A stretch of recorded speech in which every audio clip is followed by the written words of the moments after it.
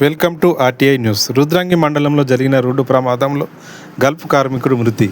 Dubai నుండి ఇటీవల సెలవుపై స్వదేశానికి వచ్చిన గల్ఫ్ కార్మికుడు తెలంగాణ గల్ఫ్ గంగపుత్ర సంఘ ఐక్యత సంక్షేమ సంఘం సభ్యుడు ఎల్ల శ్రీనివాస్ రోడ్డు ప్రమాదంలో మరణించారు.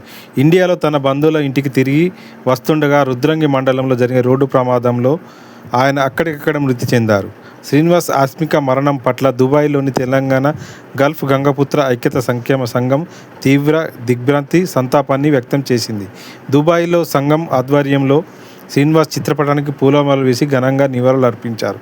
శ్రీనివాస్ పవిత్రాత్మకు శాంతి చేకూరాలని కోరుకుంటూ సభ్యులందరూ 5 నిమిషాల పాటు మౌనం పాటించారు.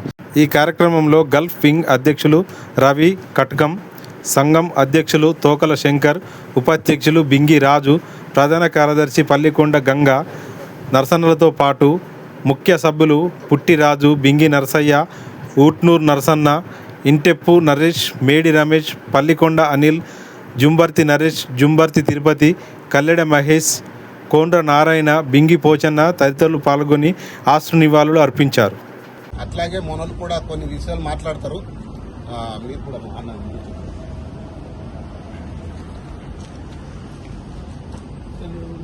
శ్రీ ఎల్ల శ్రీనివాస్ గారు కట్టలింగంపేట గల్ఫ్ కార్మికుడు మరియు యాక్టివ్ కార్యకర్త.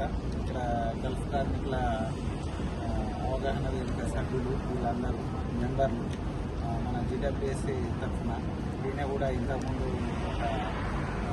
ఒకరిద్దరు హాస్పిటల్లో ఉంటే జైలు వాళ్ళని పంపించడానికి చాలా కష్టపడ్డాడు. వాళ్ళకు జీడబ్ల్యూఎస్ఏ తరఫున ఒక టికెట్ కూడా మనం అరేంజ్ చేసి పంపడం జరిగింది.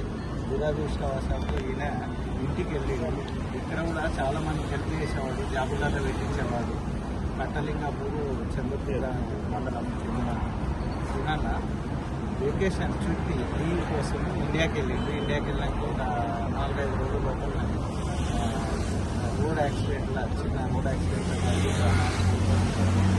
మనకు గల్ఫ్ కార్మికుడు ఎందు యాక్టివ్ కష్టపడి పనిచేసేవాడు. గుడ్ ఫ్యూచర్ ఉన్న ఆయన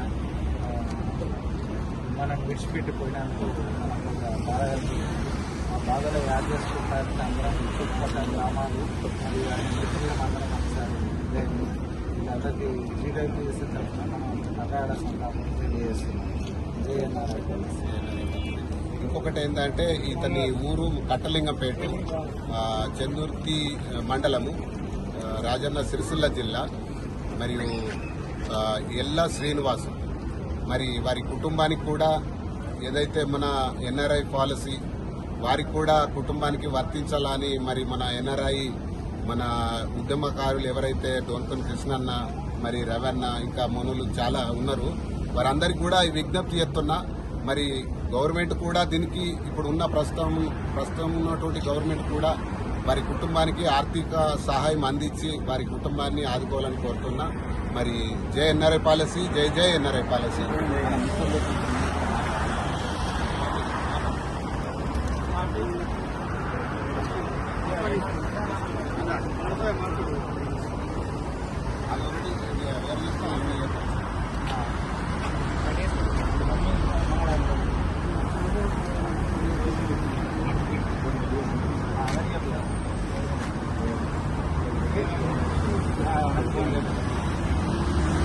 ఈరోజు దుబాయ్ వేదికగా దుబాయ్లో ఎల్లా సీనన్న గారు గత 10 రోజుల క్రితం దుబాయ్లో మాతో ఉండి కలిసిమెలిసి ఉన్నటువంటి గల్ఫ్ గంగపుత్ర సహానిధి ఫౌండేషన్ సభ్యుడు.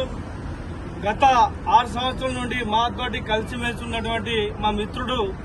ఆపద వచ్చినా సాపద వచ్చినా మాతోటి ఉండి మరి గత వారం క్రితమే ఇంటికి చేరుకొని మరి ఏదో ఊరికోయే రానున్న సందర్భంలో వారు యాక్సిడెంట్లో ఎల్లా సీనన్న గారు మరణించడం మా అందరికీ మీ యొక్క కుటుంబ మిత్రులుగా ఉండి ఈరోజు తన మరణించడాన్ని మాకు వార్త వినంగానే చాలా బాధాకరమైన విషయం. మేమందరం చాలా బాధపడ్డాం. ఎందుకంటే గత 5 సంవత్సరాల నుండి మాతో ఉన్నటువంటి వ్యక్తి మరియు 10-12 ఏళ్ల నుంచి గల్ఫ్ లో ఉన్నటువంటి మిత్రుడు. ఎంతో మందికి సాయం చేసినటువంటి వ్యక్తి. ఈరోజు మా మధ్య లేకపోవడం ఎల్లా సీనన్న గారు వారు మా మధ్య లేకపోవడం అనేది చాలా బాధాకరం.